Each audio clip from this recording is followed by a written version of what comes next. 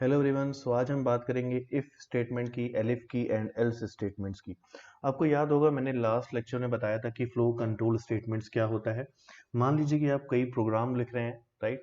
उसमें एक प्रोग्राम में आपने कई सारी लाइन लिख रखी हैं।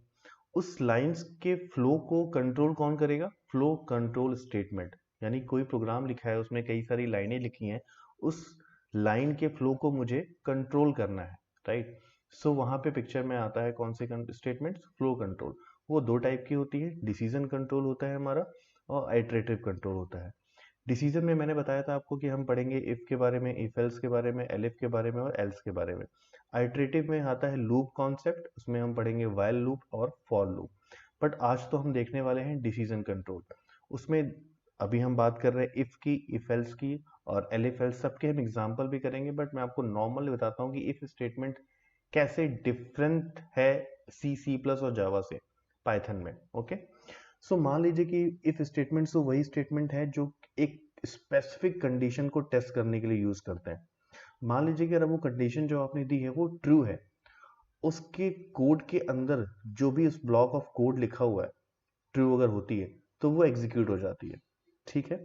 बट यहाँ पे कोड में लिखने का तरीका थोड़ा सा डिफरेंस है सी प्लस और जावा के मुकाबले।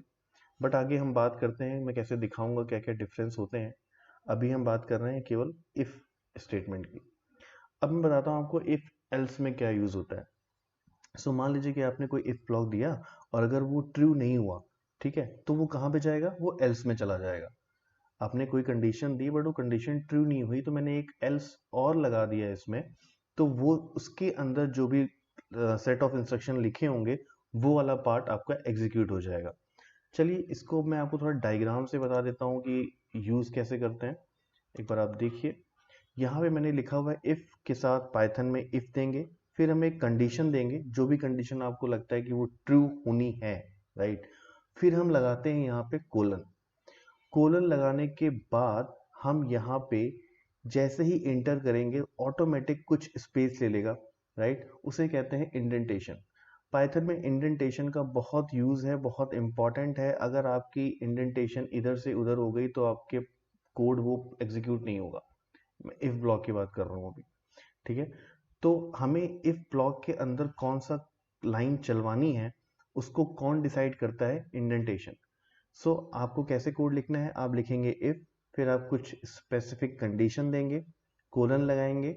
कोलन लगाते ही आप इंटर मारेंगे, जैसे वहां पे ऑटोमेटिक बाय डिफॉल्ट कुछ स्पेस आएगा और आप वहां पे कुछ लाइन लिख दोगे। वो लाइन लिखने के बाद जो लाइन लिखी हुई है वो एग्जीक्यूट हो जाएंगी अगर वो कंडीशन ट्रू हो गई तो। ये काम है इफ कंडीशन का। ओके।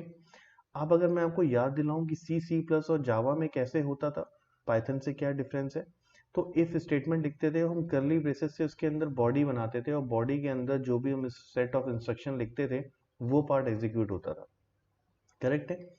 तो ये डिफरेंस है थोड़ा, पाइथन में अलग लिखते हैं और सी प्लस जावा में तो एक ही जैसे है, करली ब्रेसेस बना के बॉडी के अंदर लिख दीजिए।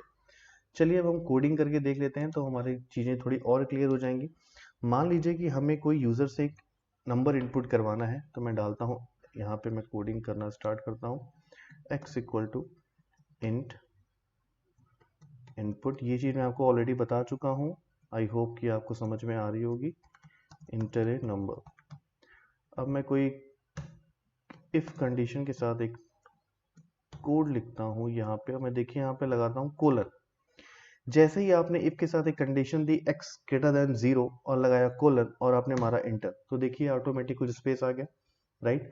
अब मुझे यहाँ पे इसी को बोलते हैं इंडेंटेशन। अब मैं यहाँ पे लिखूंगा प्रिंट और प्रिंट के बाद मैं लिखूंगा number is, just a minute, मुझे स्ट्रिंग बना देनी चाहिए इसको, नंबर इज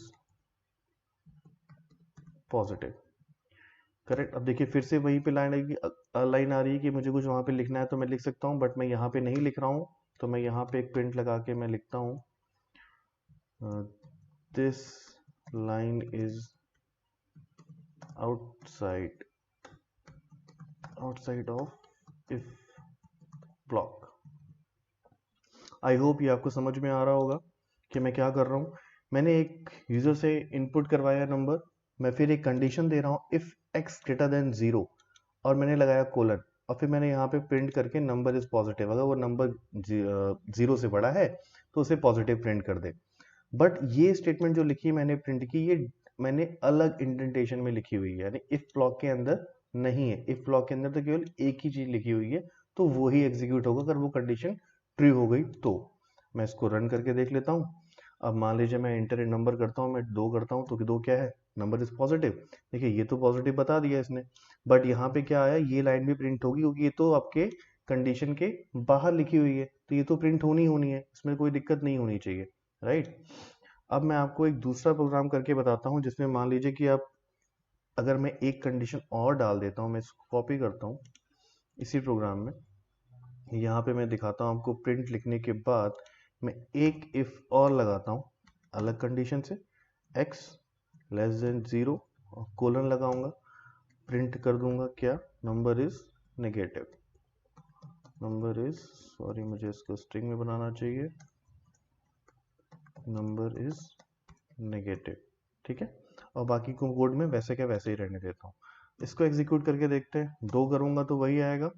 मैं इसको अब नेगेटिव नंबर देके देख लेता हूँ, -2 करता हूँ तो क्या आ गया। अब ये कंडीशन तो ट्रू नहीं हुई, तो कोई बात नहीं, वो तो इसमें चलेगा नहीं। अब ये कंडीशन तो ट्रू हो रही है ना, ऐसा नहीं है कि आप सिंगल इफ यूज कर सकते हो, आप अपने कोड में मल्टीपल इफ यूज कर सकते हो, ठीक है। तो नहीं, कौन सा पार्ट एग्जीक्यूट हुआ, नंबर इज नेगेटिव, और ये तो प्रिंट होगा ही होगा बाय डिफॉल्ट, होगी ये तो हमारी इफ ब्लॉक से बाहर चल रहा है, ठीक है। अब मान लीजिए कि मैं इसी कोड को और आगे ले जाके कि मैं इसको थोड़ा सा और दूसरे वे में लिखना चाहता हूँ, तो मैं कैसे लिखूंगा। अब मैंने बताया इफ एल्स का यूज, अगर मान लीजिए मैं एल्स लिख दूं और यहां से मैं इसको हटा दूं, और ये देखिए, ठीक है। अब क्या लिखा मैंने एक यूजर से इनपुट करवाया नंबर, मैंने एक condition the, number is positive, और फिर मैंने लिख दिया एल्स। अगर ये ट्रू नहीं है तो कहाँ चले जाओ, एल्स में चले जाओ। एल्स में कंडीशन नहीं दी मैंने कोई, ठीक है। अगर वो पॉजिटिव नहीं मिला तो वो नेगेटिव ही फिट करेगा हमेशा के लिए। लेट्स सी, मैं एक बार देखता हूँ इसको, यहाँ पे चलाता हूँ, आपको डालता हूँ 2, क्या आ गया, पॉजिटिव। अब मैं इसको डालता हूँ -4, क्या आ गया, number is negative. Result same है, लिखने का तरीका अलग अलग है, ओके। तो वहां पे कंडीशन दी थी मैंने ऐसे, यहाँ पे मैंने एल्स डाल दी, ग्रेटर देन 0 नहीं है तो वही प्रिंट करे जो कि एल्स में लिखी हुई है। आई होप ये आपको समझ में आ रहा होगा। और अब मैं बात करता हूँ आपके, एक और कोड लिख लेते हैं हम यहीं पे। हम एक कंडीशन के साथ मैं एक काम करता हूँ, मैं ये लाइन हटा देता हूँ, ओके। और यहाँ पे मैं यूज करता हूँ एलिफ का, ओके। एलिफ के साथ मैंने ये लिख दिया है यहाँ पे प्रिंट, फिर मैं एक लगाता हूँ else statement, else print this is 0, okay. और मैं एलिफ में मुझे कंडीशन तो डालनी ही पड़ेगी, मैं इसे डालता हूँ दिस वन। अब आप देखिए कि मैं एक यूजर से इनपुट करवा रहा हूँ नंबर, मैंने एक कंडीशन दी, अगर पॉजिटिव है तो अगर नंबर आपका पॉजिटिव है तो आप क्या प्रिंट कर देना, नंबर इज पॉजिटिव। अगर आपका नेगेटिव है तो आप क्या प्रिंट करोगे, नंबर इज नेगेटिव। बट अगर उसने 0 डाल दिया तो वो क्या प्रिंट करेगा, करेक्ट। तो इसको एग्जीक्यूट करके देखते हैं। अगर मान लीजिए मैं -4 करता हूँ तो क्या आ गया, दिस नंबर इज नेगेटिव।